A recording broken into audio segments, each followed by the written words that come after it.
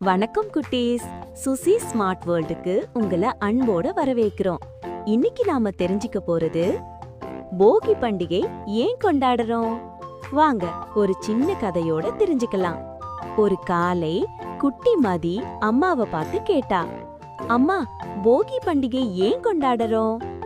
அம்மா சிரிச்சிட்டு சொன்னாங்க, போகி அப்படின்னா பழையத விடுற நாள்.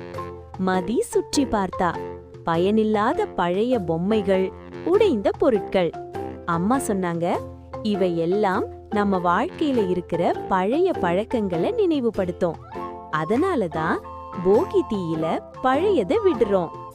மதி சந்தோஷமா சொன்னா, அப்போ நாம சோம்பேறித்தனம், கோபம் எல்லாத்தையும் விட்டுடலாம். போகி என்பது புதிய நல்ல வாழ்க்கை தொடங்குற நாள்.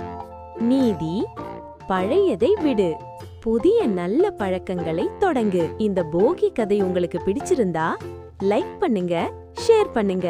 சுசி ஸ்மார்ட் வேர்ல்ட் சேனலை சப்ஸ்கிரைப் பண்ணுங்க.